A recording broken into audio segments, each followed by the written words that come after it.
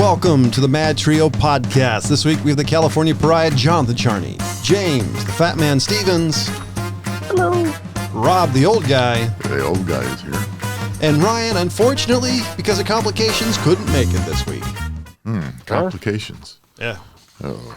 And Ryan has complications. That could be a problem. He's knee deep in something. Or someone. Oh, poor Ryan. Right? So welcome to the week above Who Rogan. was that? Where did Kermit come from? Oh, no.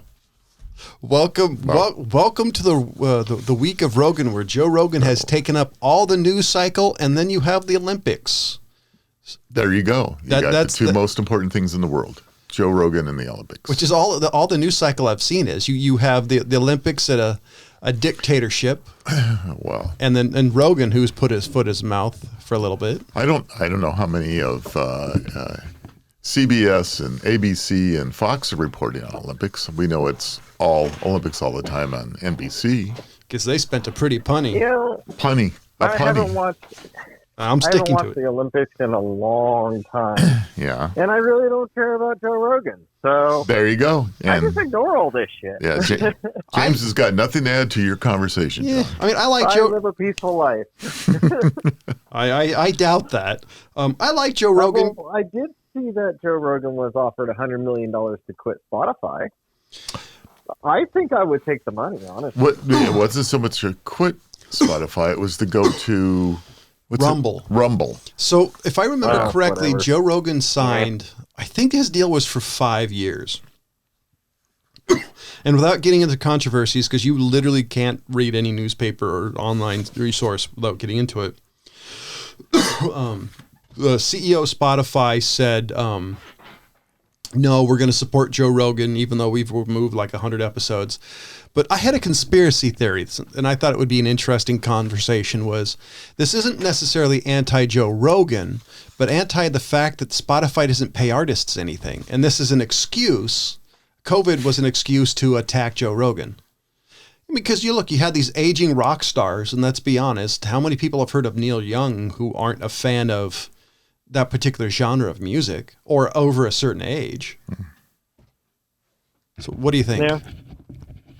So I suppose you could make all kinds of conspiracies, whatever you want. I mean, that's half the fun. This is the COVID is the time for conspiracies. If you watch certain YouTubers now, they're talking about the Great Reset that COVID's going to bring. Great Recess? Yeah, reset. Reset. If you I listen, think I like the Great Recess better. I want to go on recess. Yeah, same I'll here. see you later. I'm going out.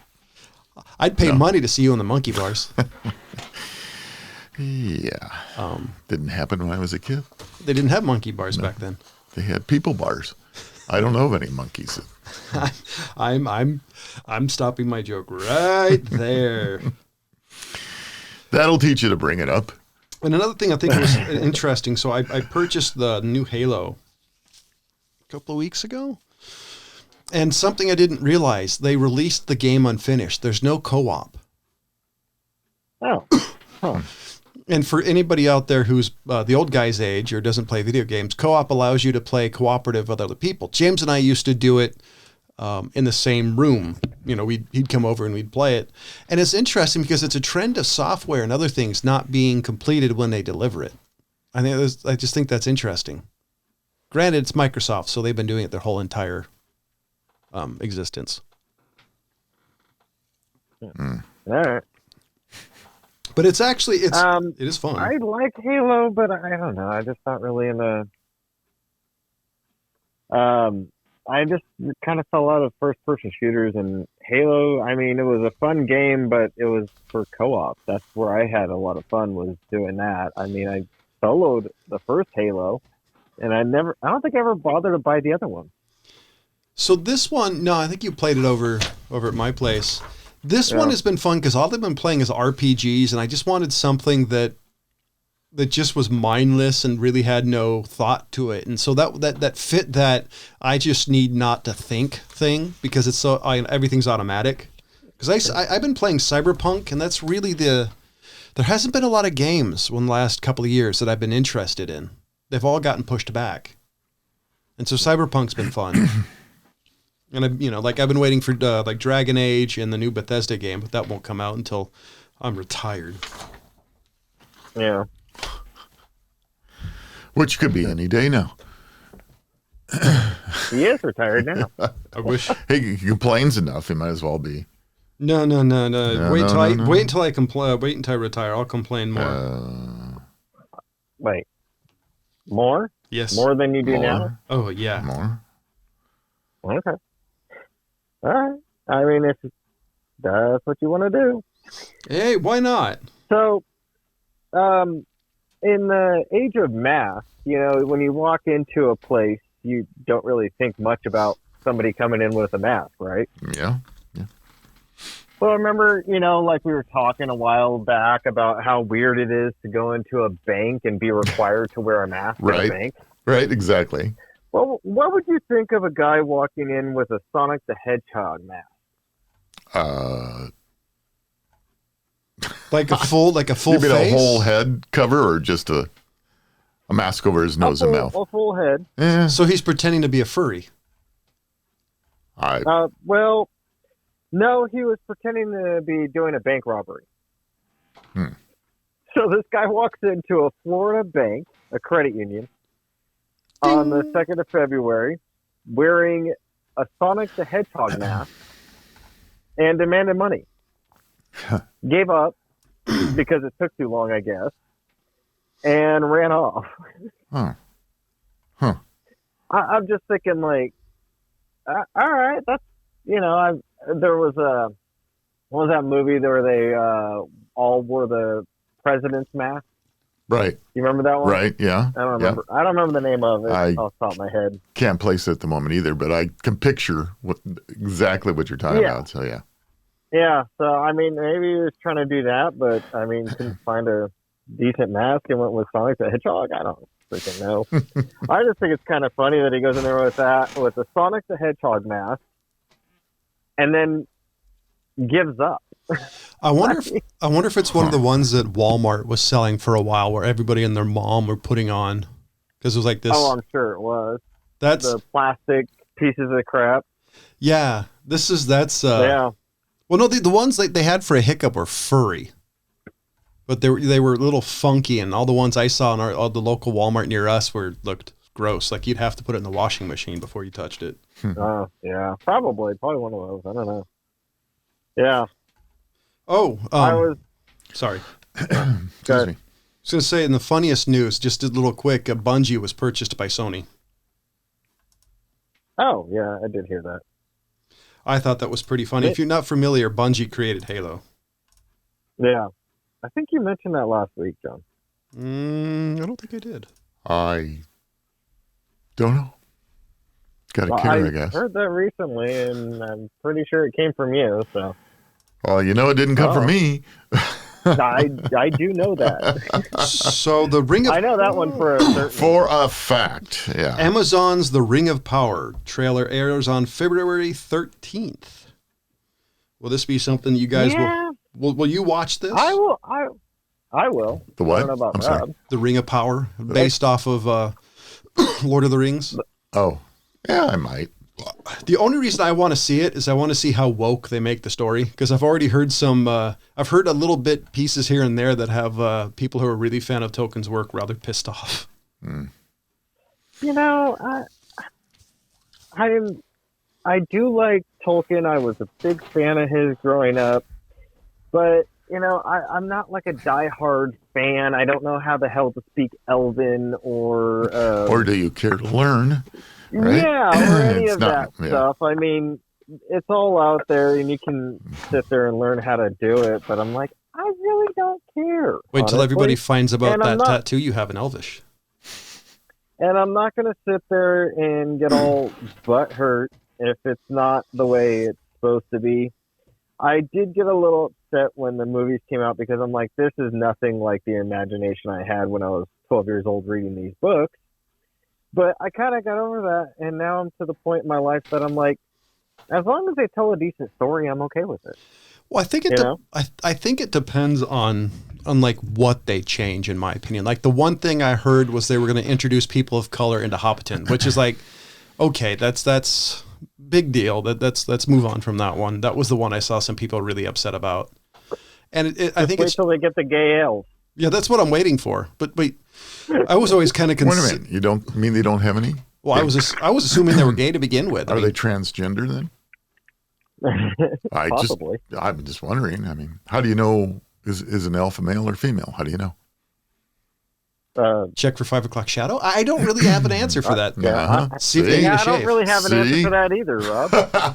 That's a good question. Yeah. But the thing is I think to the story, because transgenderism wasn't a thing back when Tolkien wrote the book. It was probably always a thing. We just didn't know about it. That's true. I'll give you that. All right. But boy, I'm getting a lot of bonus points today. Yeah. But I'm curious, like, depending on what they do, I may or may not be mad. The only thing that really irritated me in the movies is when they give Aragorn the sword, because to me it changed the story. But that was really it. That was the only part that really bugged me. So I'm kind of curious to see how this goes. Nah. I don't see how they can really mess it up too much. I really don't. I mean, they're basically going off of Tolkien's notes and things from the book. So really, what can they mess up? Do they have? It's going to be them. Do they have access to the Silmarillion or Silvermarillion or whatever it's called? I have no idea. Because I'm curious. I haven't not looked that much into it. Because if they do, then I think it'll be amazing. Because there's a bunch of backstory and stuff that they've never really gotten into. Yeah, and I'm wondering how much is free reign and how much will be based off of it. And I assume by now that they would have to have that. They'd have to have something of some copyright or something to be doing it. Yeah, I was looking into the Wheel of Time recently, and I came across an interesting article from back in I don't know if I still have it up. I think I might have closed that, but it kind of applies to this. No, looks like I closed that tab that I had it in. But basically what I found out was there was an old Wheel of Time made, and I think it was in the 90s or early 2000s. It was a TV series that Sony put out. And the Robert Jordan's wife ended up suing them. And I think it was... Okay, hold on. So Wheel of Time is a fantasy... where is this? So it was... don't mix it up with the one that's on So Amazon. Wheel of Time is based on epic fantasy television released... No, see, there's another one that says it was in 2001. It was 8 episodes. But Okay. Yeah, 2001. It was early 2000 or something like that. Anyways, it was put out by Red Eagle Entertainment. And I never heard of them. But she was in talks with Sony at the time of doing it, but apparently this Red Eagle company said that they had the rights to it before Robert Jordan died. And so when she died, she made a deal with Sony about making it. And so she was suing them because they claimed that she knew about it. She said she didn't, and blah, blah, blah, blah, blah. All this crap went on. I didn't really read too much into what happened with it after all that, but I thought it was kind of interesting. I never heard of the Wheel of Time until my brother and our old co-host, Jeff Michael, was sitting there trying to get me to read the books. And I'm like, I'll get to it eventually. In 2004, I had never heard of it before. In 2004, Robert Jordan sold the TV rights, video game, and comic book rights to the Wheel of Time book series to Red Eagle. On March 12th, 2004, Red Eagle released a statement about their intent to create a film based on the first book, Eye of the World. So the new Wheel of Time that's out on Amazon Prime right now, I have been watching, and after every episode I go, why am I watching this? And I couldn't get into the books. I've heard once you get past the first half of the book, it's good. It's like reading. I read there's a book series I read by R.A. Silvadori or Silvadoli, however you say it. And he wrote the Drizzt series, who's a dark elf. And like, if you get past the first 2 books, it's an amazing series, but you have to at least get past the first book. There's nothing worse than reading a novel or something, and all of a sudden you got to get past, half the chapters, or you got to get in a series. Come on. So I bought the first book off of Amazon Kindle, and I started reading it, and I got through the first, I think maybe half a chapter, and I stopped reading it and came back to it maybe 6-8 months later before I actually finished the first chapter. That's how bad it is in the beginning. Oops. Because I just sit there and I'm like, oh, what am I doing? Just like you said, Rob. Yeah. Like, what am I doing? And I will say this, Rob, the books and the TV series are drastically different. Yeah, well. Drastically different. Nothing new there. So, anyways, but no, it's actually a good series. I'm actually in book 3 now. Can I ask you a question? So, since you've seen both, is the difference for expedience or for storytelling? Like, because in a book, you can do a lot more than you can do on a visual medium. It is for who the fuck knows. Oh, okay. Because I have no idea what the hell they're doing, quite honestly. Wow, okay, that like surprises me. The story in the book and the story that you're seeing in the show, I'm like, you guys are telling 2 different stories. You just have the character names. Yeah. That's how I look at it. Yeah. Like, literally, what I see in the show is they're using the character names. They're not telling the exact same story. Now, the ends of where the story goes, maybe that's where they're going to tie everything in. But literally, I have no idea what's going on in the show compared to where I am in the book. And I'm in book 3. Wow. So I think that's what I say as somebody who's currently reading the book. Yeah.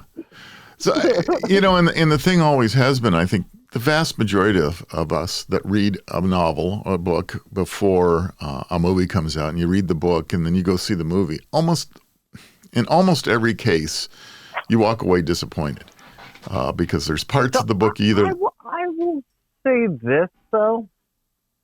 Now, I wouldn't say I was the biggest fan of Jurassic Park. But everybody who says that the book was better, of at least Jurassic Park, I disagree with you. I honestly think the first movie, Jurassic Park, the movie was better than the book. I haven't read the book, but I've heard a lot about it, and from everything I've heard, it seems like it's true.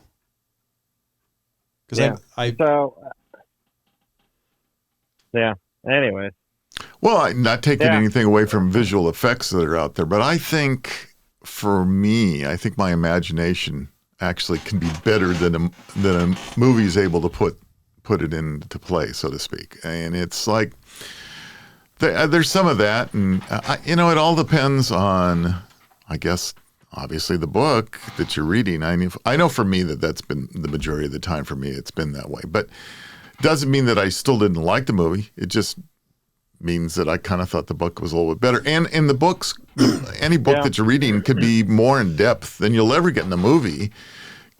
Because 400 or 500 pages of a book are going to be a lot more detailed than it'll ever be able to do in a 2-hour movie. But so can you answer me this, Batman? How did Peter Jackson turn a 300-page book into 3 movies? They're 3 hours long. Now, yeah, you got me on that one. versus a movie. I mean, that's a no-brainer there. I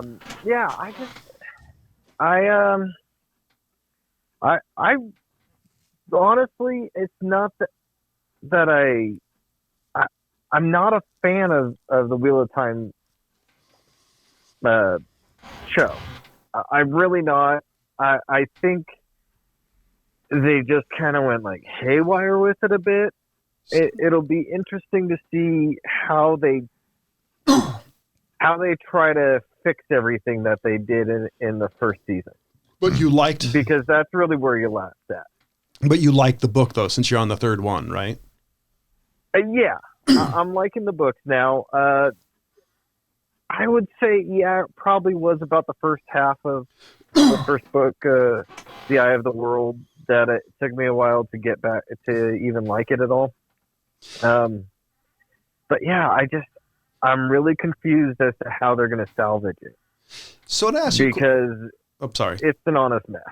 So I'm curious about book series, since I'm a more auditory guy, so I listen to more audiobooks than anything else. When you guys are in the middle of a book and it just hits a slog, do you guys go back to it? Do you guys stop it for a while? There's a book series. I love the first book. I think it's called The Painted Man or something like that. And so what do you guys do? What's your approach to a book? You just have to slog through. Personally, I rarely would go back to the book. If it doesn't catch my attention after the first few chapters, I mean, if it's really bad, I'll give it, maybe up to 5 chapters. And if I'm still not into it, that's it. The book's done for me. I've got too much other reading to do and only so much life left. So I'm not going to slog my way through a book anymore. Because for me, let's say, for me, I love the first book so much. I want to continue, but I just got so bored. But James? I usually will finish a book, even if I'm slogging through it, just to see if it really, turns the tables around. But if I'm trying to read a book, and this is where I draw the line.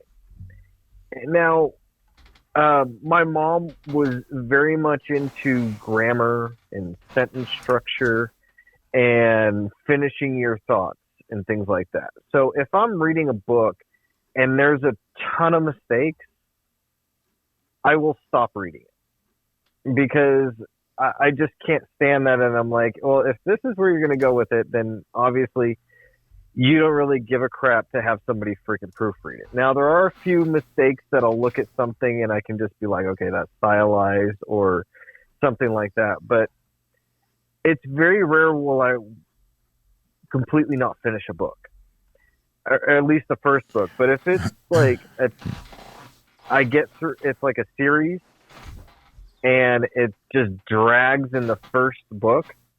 Oh, hell no, I won't finish the rest of the series, but I'll at least try to finish a book. It may take me you're tenacious. A year or two. Oh, okay. Year or two, but I'll finish it. I used to be the same way with movies. You can ask John. John likes to say very... You're a sadomasochist.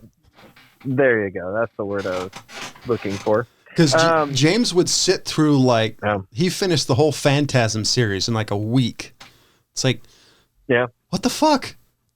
He said I had nothing to do. Like, literally anything?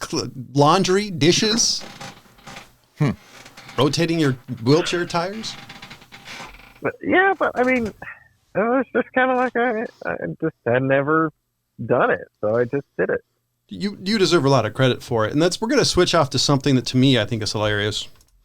Meta. Facebook? FKA Facebook. Meta says it may shut down Facebook and Instagram in Europe over data sharing dispute. And everybody goes, ooh. Yeah. I like Facebook. I'm probably on Facebook more than I should be, but my life wouldn't end if all of a sudden I didn't get access to Facebook. So I think it's hilarious that some company actually threatened to turn it off. The social so because of data sharing. So regulators in Europe are currently drawing up new legislation that will dictate how EU citizens' user data get transferred across the Atlantic. Meta says it's considering shutting down Facebook and Instagram in Europe if they can't keep transferring data back to the U.S. So basically, it comes down to hardball is their data. They don't want their European data to go to the U.S. or very limited. Like, for example, China makes Windows or Microsoft have servers over there, so they have access to it, type of thing. Okay, Yeah, but whatever. I mean, well, I guess, okay, I will give them this, okay? Facebook makes a shit ton of money off of targeted ads. And I could see them losing a lot of money because they can't take the data that they grab from every user. It's in their freaking contracts when you sign up for Facebook that they can do this, that they can take certain things that they find out about you and use that to target ads at you when you're on Facebook. So I could see them being like, well, we're going to lose a lot of money from our supporters, the people that pay to keep Facebook up and running. So I guess I can understand Facebook's side of it. And as far as I'm concerned, fuck you, Europe. Shut up. So there we go. I don't know. See, Stop your bitching. No one cares. I'm kind of the other one way. cares. It's like some of these, the stuff they get off people could probably put them in harm's way, especially over Europe and when some countries are very, have some interesting picadillos about some things.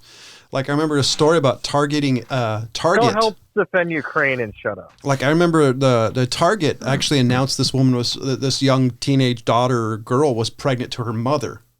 It's because she was looking up pregnancy-related products on Target. So I get that. I also get the fact that Europe doesn't want a U.S. company or the U.S. getting private information of its citizens. We would be rather pissed if that happened.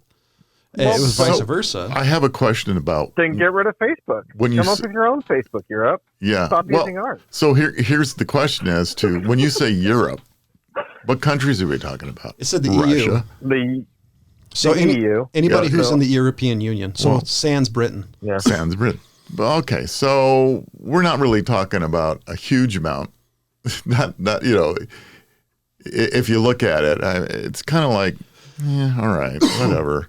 I mean, realistically, if they're on China, they're making more money anywhere else. Yeah, it wouldn't be the end of the world if Facebook went away. It's just an easy tool for many of us to keep in contact with lots of friends. And they get, Although I have family in Europe, so I would be upset to not be able to be in contact with them. Well, but it's not the only tool out there. Their decision. Well, right, yeah, but it's not the only tool that's out there either, though, James. I mean, the reality is that Facebook. I have a phone and email. Yeah, Facebook isn't. If it went away, it went away. I mean, I'd have other avenues to. And I think I'm more irritated about Facebook saying they had a right to your data. Granted, you signed up for it, but if a country is saying no, the data stays here. There's ways to make money off of it. I mean, come on. I just think it's them want to take their ball and get home. I understand their thing of saying this is something that we do. So yeah, of course. I'm not arguing that they shouldn't be working some deal out with them, but some compromise that makes both parties upset. So, is there an attempt at a compromise here, or is it one way or the other? John didn't do the research. From what it looks like, John. It looked like Facebook was just stomping their feet. It's like, no, you can't have it. We're going to go home. It's what the article read like to me. Well, we'll see what happens because, like everything else, it's the first salvo of, we're just going to do this. And, somebody says, okay. And then they realize, that's an empty threat. Talk about Facebook. Mark Zuckerberg lost like $31 billion or some crazy number like that because their stock tanked.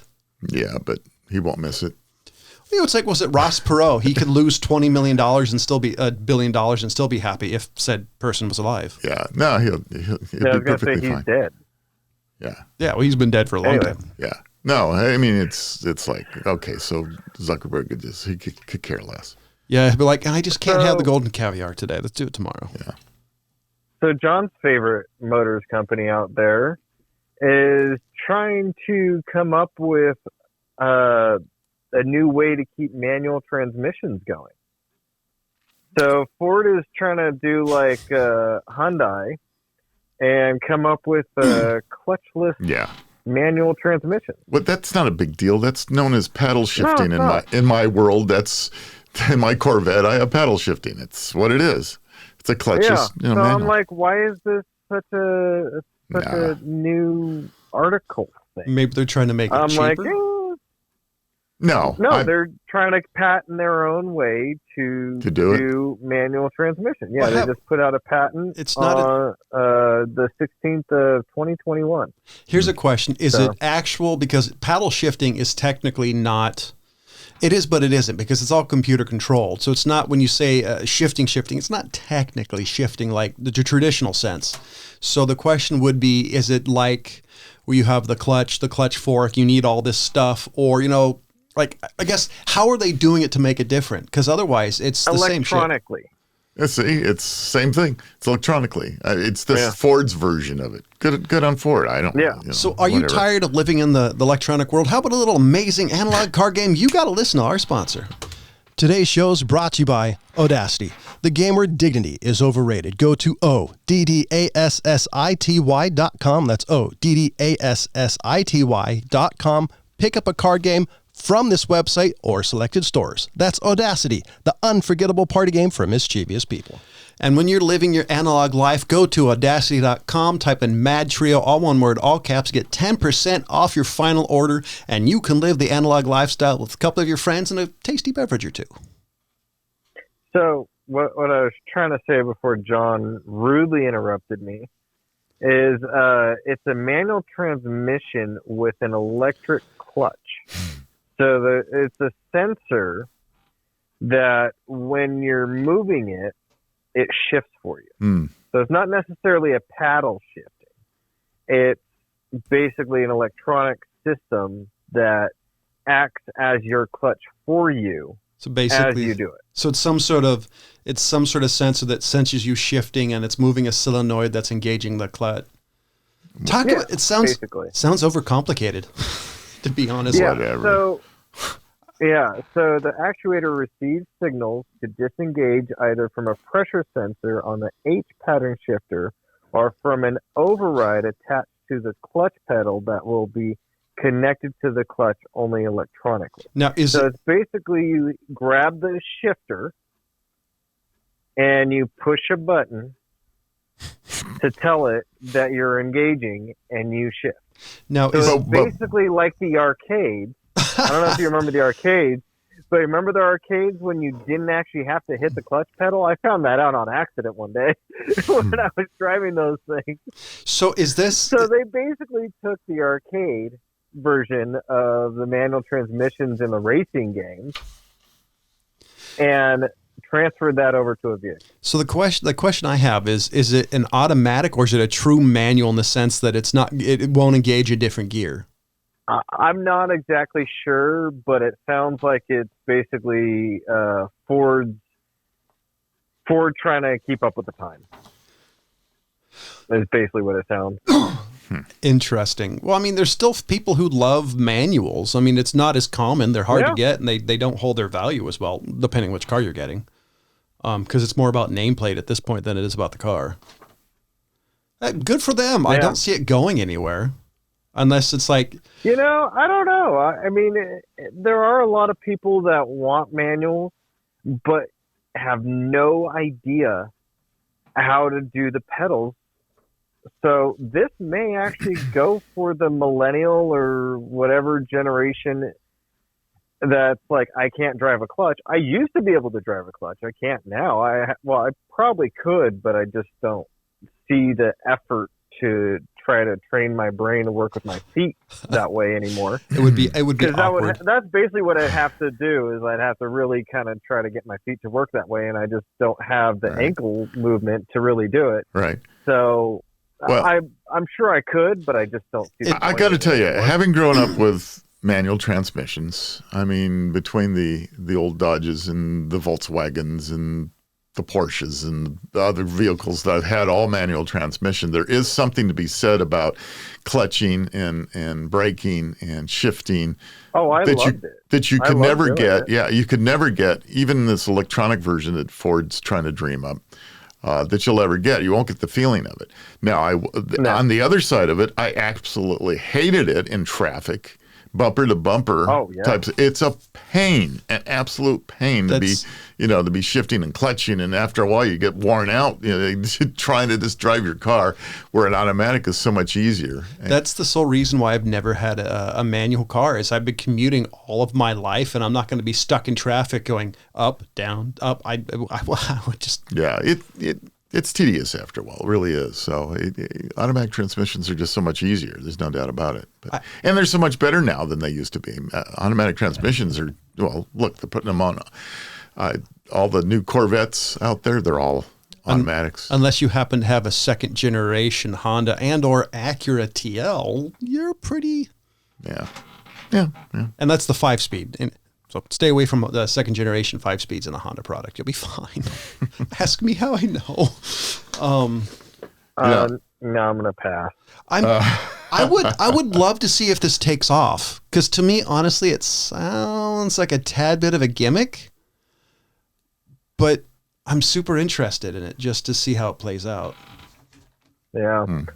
So now I don't think this would be a show that Rob would be interested in, or John, but so have you guys heard of the show Euphoria? Now there's a reason why I'm bringing this up. All right, I've heard of it. Have you heard of the show? Yeah. You've heard of it, Rob? I have. As I'm channel surfing through all my Apple TV stuff and looking at different things, it's popped up. Not that I've clicked on it to see what it's all about. So now, John, have you heard of it?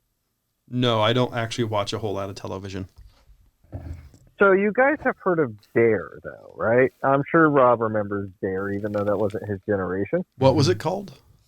Dare? Dare. Oh, Dare. like the drug. Yeah. Okay, yeah. I remember that. Yeah. Now, they came out, and I had no freaking idea that Dare was even out doing anything anymore. But the anti-drug campaign came out against,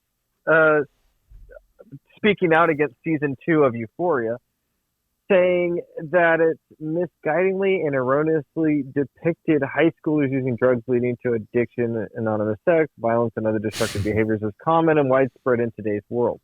They're saying that that's common. And that's what Euphoria is showing at. Mm-hmm. And I'm like, I just started the show. My girlfriend actually binge watched the first 2 seasons, which I was kind of surprised at, but she literally finished it in like a day. And so she was telling me to watch it. We've been in quarantine away from each other, so we're kind of finding things to watch. Yeah. I caught COVID 2 weeks ago. Yeah.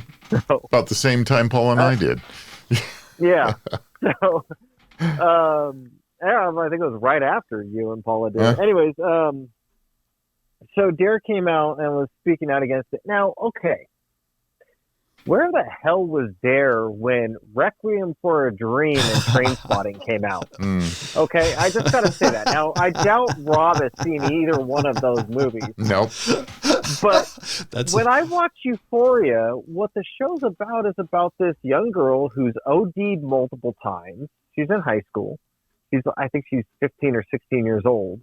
And it's basically what goes on in high school is teenagers, experimenting with drugs, and they actually are filming it in a time where, everyone's got cell phones, they've got other things, they can video chat and go on dating sites and all this stuff. And just the struggles that teenagers would have now versus what the movies that I just mentioned, Trainspotting and Requiem for a Dream, were more for, and the movie Kids. Oh, jeez. Those movies came out, and those were more for John in my time. And I'm like, I don't see a real difference here other than HBO's doing a show about it. So who the freak cares? And second of all, it's not glorifying it. It's really showing the actual harsh reality of it. So I'm like, why are you... Wouldn't you want to be more supporting it and being like, yeah, you see the shit this girl's going through? Don't do that. The only issue I remember, the thing I remember with Dare, it's a learning thing. Because I remember it in 5th grade. I don't know where it was allegedly supposed to happen everywhere else, But everybody I remember talking to about Dare said, "Man, those drugs sound fun." I don't remember anybody saying, "Oh my gosh, that sounds horrible." Everybody's like, "Well, the fuck, I'll try ecstasy. Give me weed." I mean, matter of fact, I'm pretty sure I know a couple of people that tried a few things because of it. Great. Yeah, Dare was always like, it was an advertising. Growing up, yeah, that's really what it was. Because it was the same morality play as Reefer Madness and some of the mad stuff. It's like, oh, you can't do this, period. It's like, okay, tone it down. Yes, driving under the influence is bad.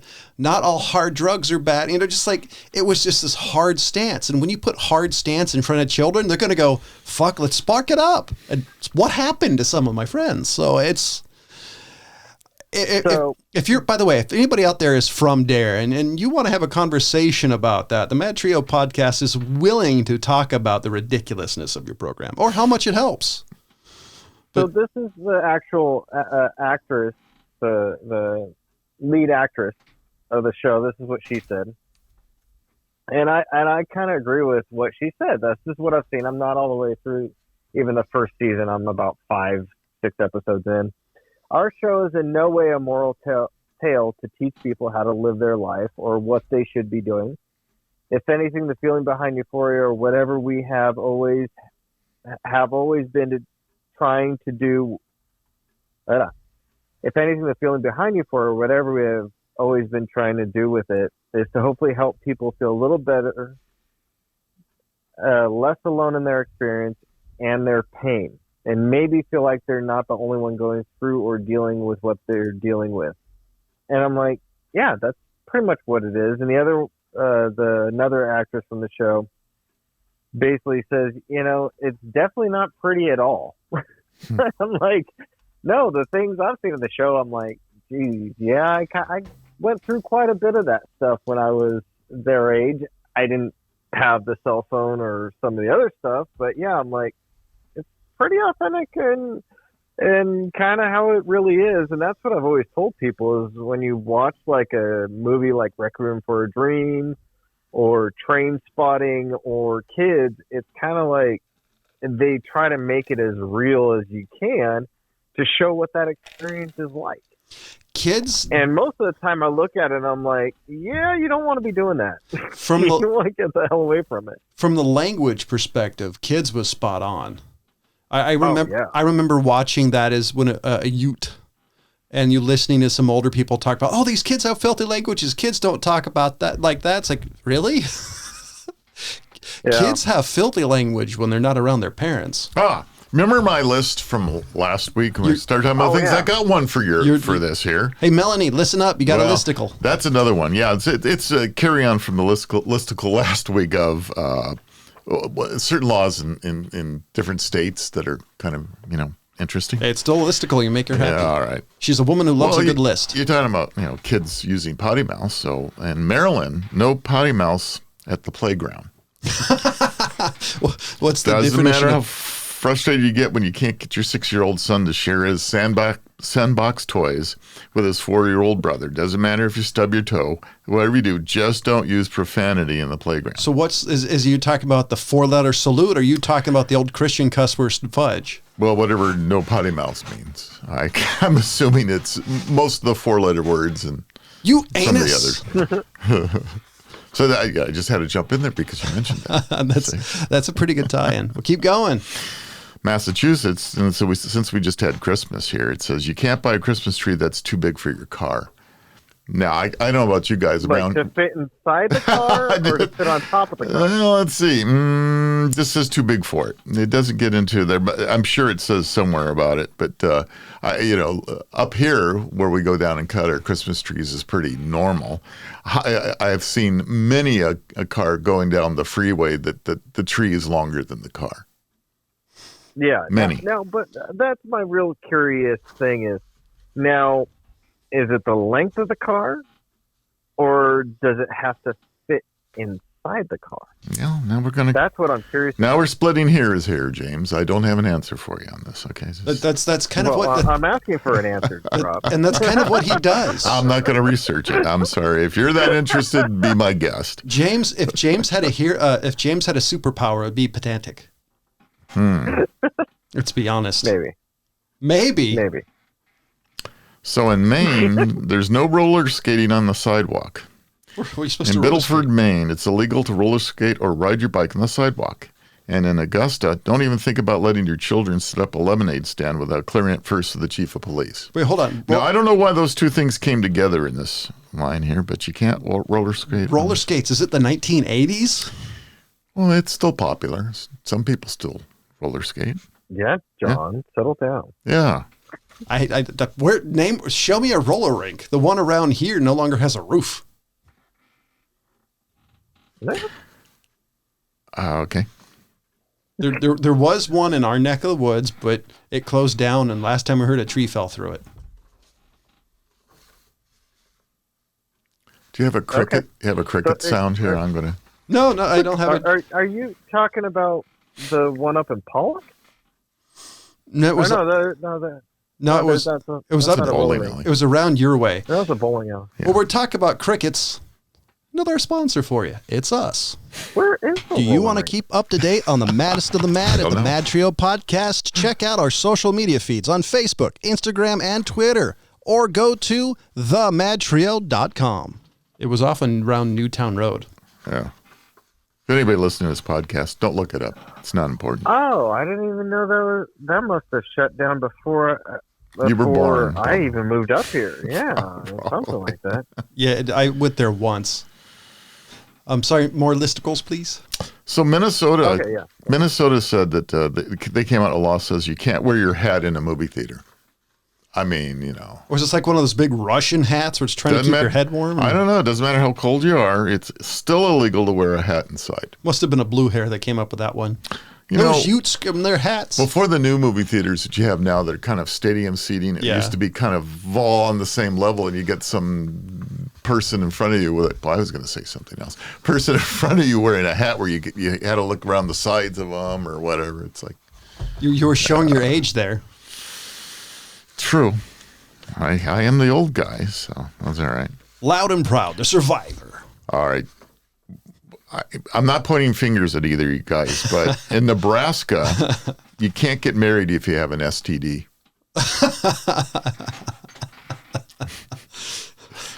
Well, I'm going to pick my words carefully, but let's just say I can get married again if I want to. That'll work. That's good enough for I'm not gonna say me. about some of the things I know about people that I know, but Yeah. I can still get married. I'm the- glad the deadliest catch cleared up. Used to be way back when you went to get I'll have to look this law up. You used to have to get, when you went to get married, you used to have a blood test, and the blood tests were also taken to see if you had, I'm losing it. My mom mentioned that to me at one point. She was talking to me when I was younger about getting married, Yeah. and I remember her talking about blood tests. Yeah.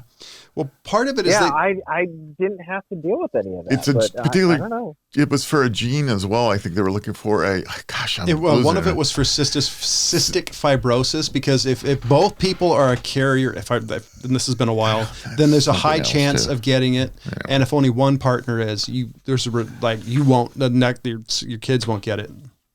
Yeah. So anyway, that used to. I don't think that's a thing anymore. They never made my wife and I.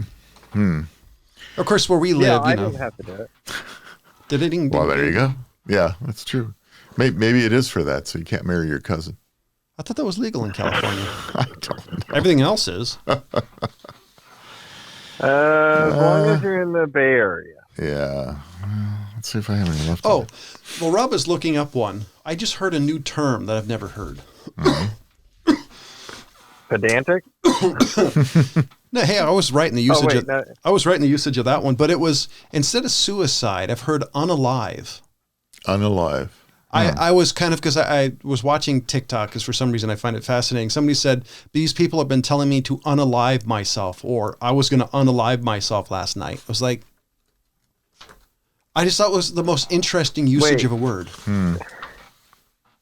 Wait, they were going to do what last night? They were going to unalive themselves.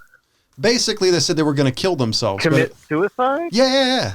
But unalive. I've heard that term a lot lately, and I thought that was... Unalive. I love how language changes, and I thought that was fascinating.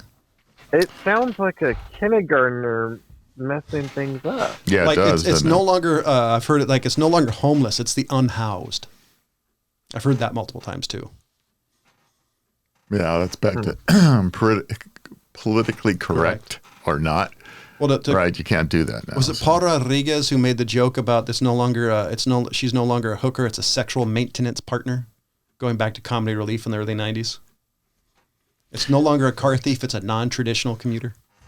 You know, what a shame you can't really be a comedian nowadays. I don't know how any of them can do anything. It's very difficult. You know, that's a damn good question. Now, Joe Rogan's getting some crap for some of the stuff he said, and then and he was never like super controversial. I couldn't imagine being some of these guys who ran really blue for the time. Yeah. Like, I think they'd cancel Carlin. Don Rickles could never have been a comedian nowadays for the stuff he did. If you watch some of the Dean Martin roasts. Yeah. Times have really changed. Any more in the listicle? I got one more about Nevada. It says, in Nevada, you can't lie down on the sidewalk. Obviously, they haven't been around Nevada lately. I was going to say, this doesn't apply to Las Vegas area. Well, the law, I think, originated in Reno, but it's 100% banned, it says, except in the case of an actual emergency.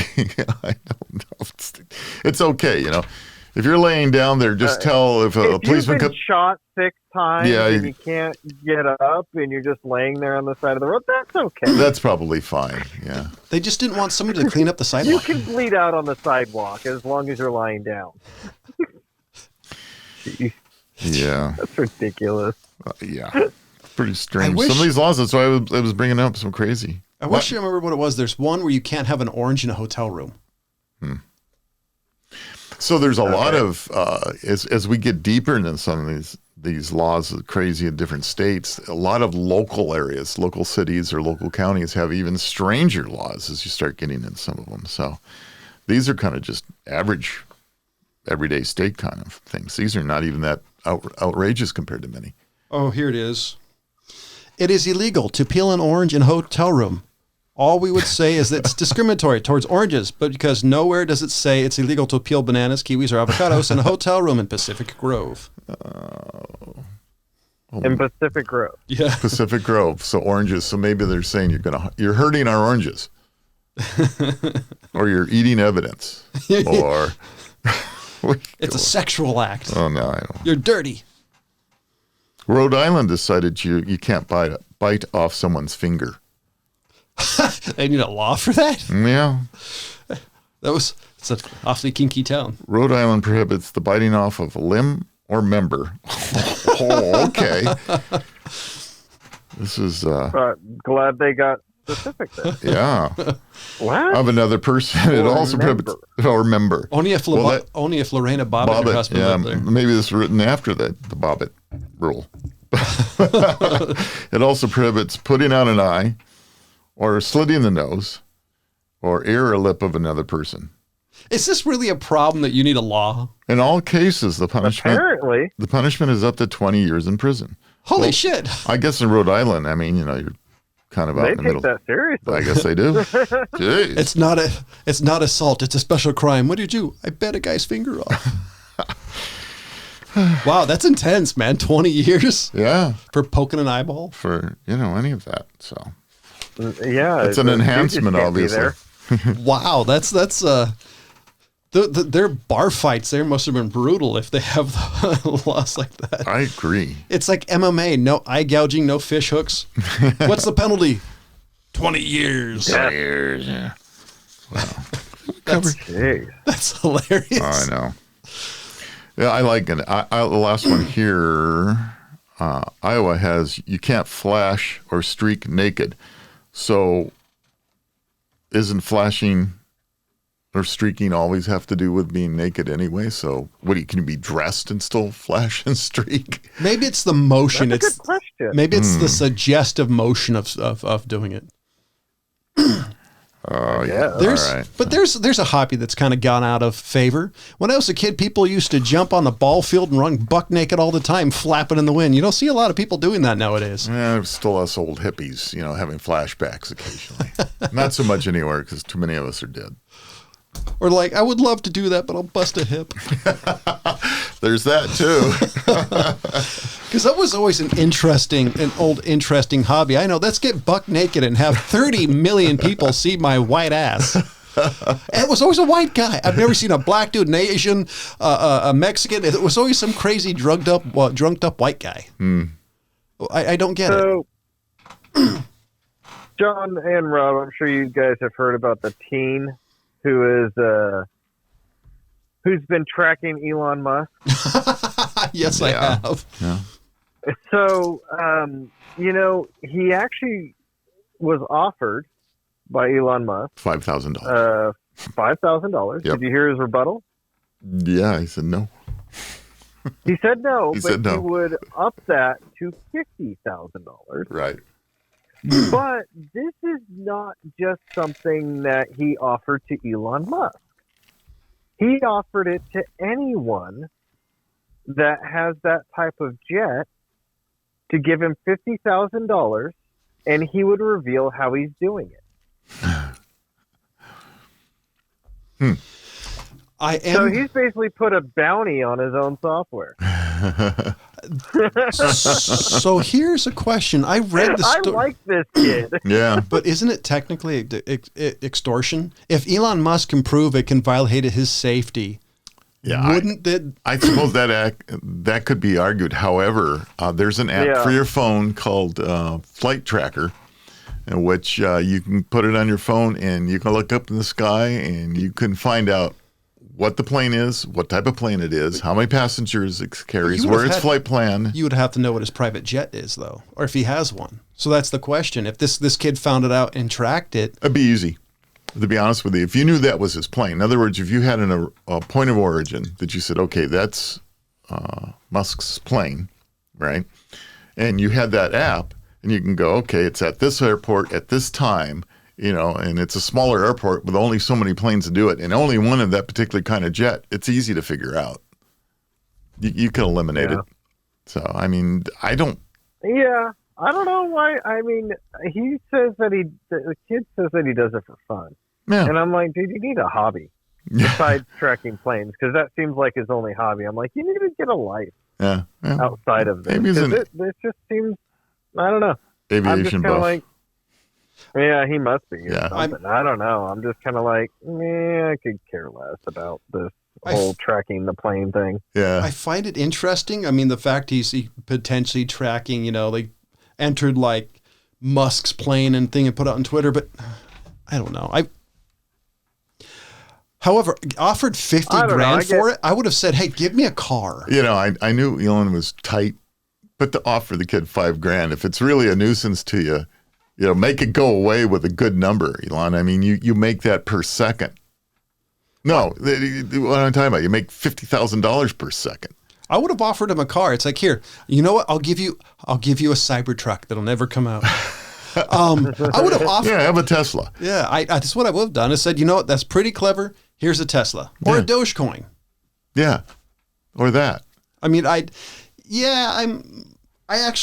like Musk, but this was the one when I'm like, man, you could have gone. That number was come on.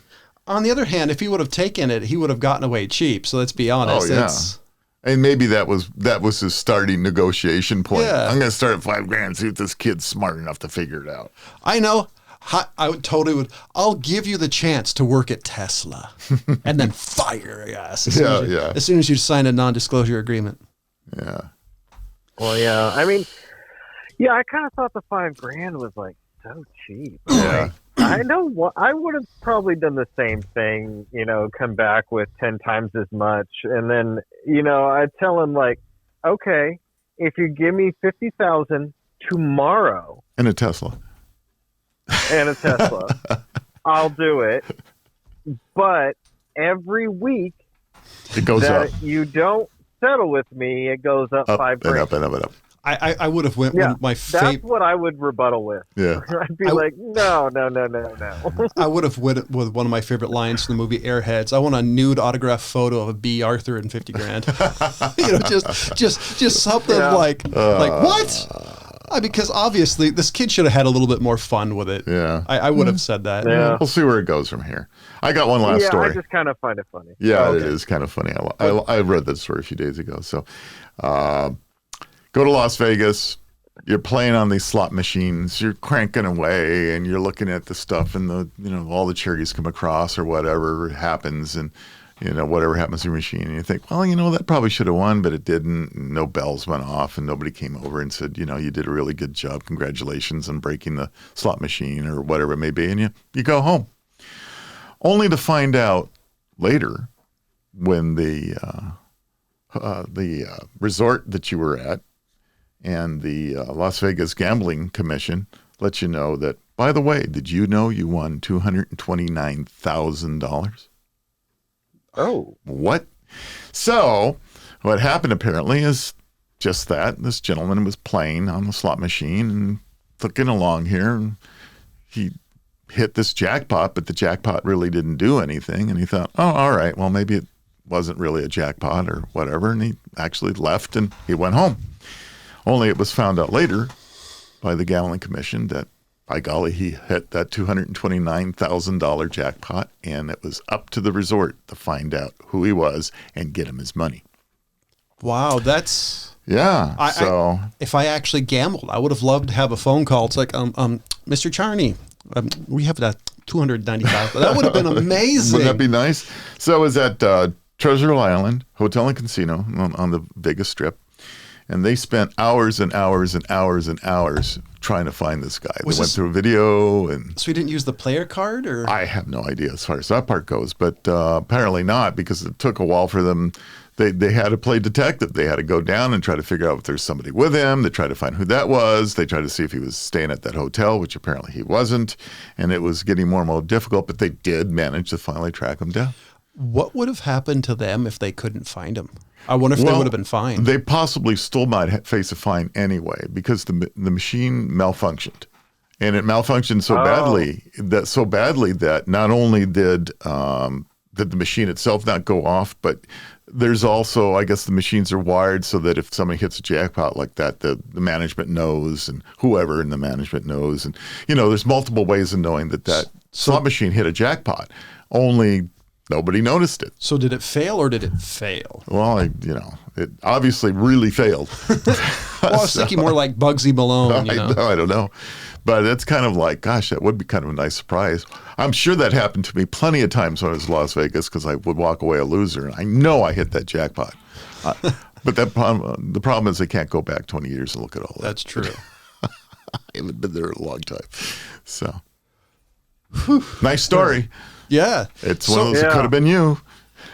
So guess what, ladies and gentlemen? You've come up all cherries today. So now this is the end of the show, and you get to wait till next week to listen to another amazing action-packed episode of the MadTrio podcast. So for the California Pariah, the Fat Man, the Old Guy, and Ryan Prestoon, who unfortunately is knee-deep in trouble. Ryan, where are you, Ryan? There's an echo in here. So ladies and gentlemen, as always, thank you for listening. Bye.